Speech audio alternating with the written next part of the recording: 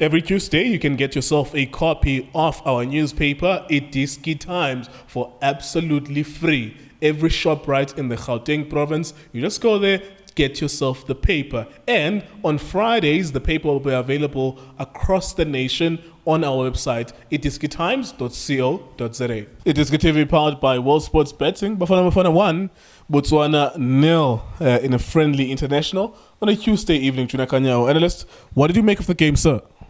Yes, sir. Justice. Easy.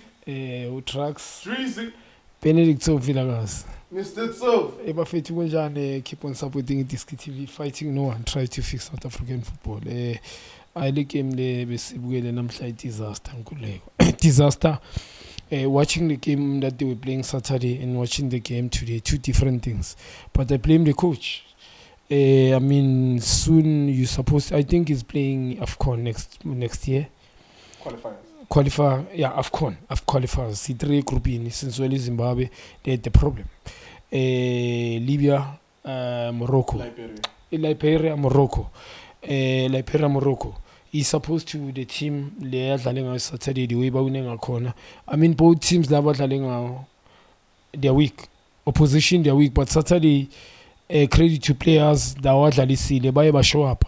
That's why it's a compliment. But I be in a team of 7 he keep on chopping, changing, or it's because he want to leave. I don't understand. Because in reality, moments are so not to follow share. 5-year contract? Oh yeah. Uda so Robert dying and pants ang sakon in some halfway. Because reality if I understand it's 5 years, we need to be professional as much as we can. 5 years, yes, you cannot win a 3-0. Credit to those players that they play irrespective of the opposition. But totally team. After game, what I think Mshish was a missing link. So today is nowhere to be found. So I understand the entire shit good because I'm team. I mean, it's me okay. I consider on Saturday, but to change it back for young. Whether it's back 4, yes. Is sort of 4-3-3 today. Back 4 young is I think it changed. I understand why. And today if you in the middle and then why playing yes, I understand Teboho Mokoena. There is sometimes a tactical change. Ongayenza play one. Ilungisela ningaphuka mhlawumbe Mokoena can come in forever. Quality. I need to change quality, but phume because that team bekumele inike yonke ibuye nje obinjalo and then aphindele phezulu. Going to the game today. Kuleko the game yanamhlanje not fluid. Ngibonile abapreach game compliment to Siyanda Qulu no Teruk. Do omunye umuntu ekena argue ukuthi badlala ngokufana but compliment in terms of makabantu communication. Noma singabezwa abathini sign language izandla zibone communication. Both of them akusabantu abakwazi ukuhlala nabantu but anticipation mina ngithanda awareness anticipation communicate both of them. But against weaker position because they almost got consider. Especially you cannot allow a weaker position the way technical this team is poor economy ulagu 5 area actually 5 area yat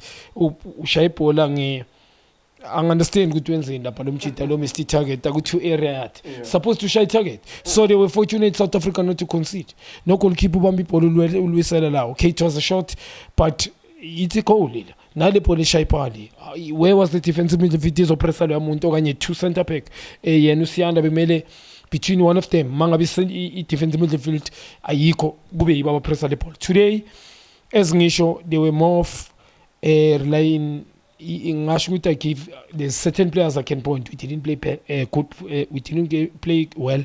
Nyam point Mthethwa. Nyam single out Mokoena. Good goal from him. Yes, though he made the mistake manji bemela ziyele la ball la front the ball, but he played very well.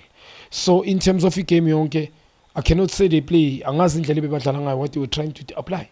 Because the priest has so many mistakes from him, the confidence has dropped down. Who complicates into where he's supposed to pass Kichimane ball. Mfano was ukudlala off the ball is not a dribbling wizard. Aksu mfana was ukuba mhlambe in terms of a protective ball umuntu odlala off the ball okanye ukueliminate umuntu akude. So now uyangimangaza complicate izinto, losing so many balls esayidini lakhe. Onele nakule side leli laka Mkanyisi uMayo, especially makadlala mo central, i-coaching bonile beku uMayo and then ngapha kuthi Breeze. Not much of Umayo, especially central, because Cape Town City udlala more cutting on the right udlala ngoleft njengale entayenze second half. And imisebenzi le second half he did very well. He came to the party. First half not much of him. Ga left Modi did very well. He just said umfana. Manje ngifuna ukubona le hype yalo mfana. Na he need to show up. Mangithi did well, yes, namhlanje ngichaza ukuthi he got so many balls noma ngawasebenzisanga bengibona sometimes iphite opponent but aphinda recover opponent. Bengifuna umbona thatha shot at target ngimbone mhlambe angena khatha ina bhekana nepali. Ngimbonile abami ibhola uye bengathi lightly kule side elingapha nomthetho credit to first half ukwazi ukumthola ngala different splitting pass. Mayo not much njengoba ngisho. Second half yes badlale ngama moment ukuthi abantu bese ba pressure too high. So lama chances we were told are supposed to punish. Bad decision making from South Africa, Bafana, wrong passes, pass umuntu up front or pass him over. I understand when they did sub Chole and what the rocks. Yeah, Luke Leroux. I think much better. But Umteta played very well. Chole magangena Leroux. Umchitu ufike naye was stabilizer because we are more balanced now in the middle. No matter right cutting in, more balance. It's just a decision maker. None of Manyambela when he came, we were more lightly. Beginner this thing is speed a bit and in a timing, not just a speed. It's him about a bit better, but it's supposed to be a draw in this game. Reality le Polisha ipali la Pumali good shot from Botswana and they consider Botswana is a disaster. So coaching funa ukwazi ukuthi if udlala ama qualifiers we AFCON udlala Liberia twice no Morocco once. I wanna find out ukuthi ubuildela phezukwana mawuchintsha le team lebedlala Saturday they won 3-0. Why angadlali ngawo wonke ama game? I think about 4 games in a row uyichintshelana is still building. So lengwenya le ngifuna understandise mina ngoba today against Botswana begcwele ground lonke no it even tactical poor yonke into yabo. Yeah, there you go. I mean, nothing much really to be said about this game. The only pity is that I suppose for a lot of people who cannot afford data in the internet, they could not watch this game because it was not on SABC1. It was not on DSTV as well. But we were able to watch the game on Facebook. Some people were able to watch it on Telkom Mobile. There were 20,000 people who watched it on Facebook Live. So thanks to all the South Africans or the Botswana people or Botswana that watched it as well. On Facebook Live. So there you are then. Nothing much interesting to talk about in this game. iDiskiTV, iDiskiTimes, World Sports Betting. Thank you very much for watching us.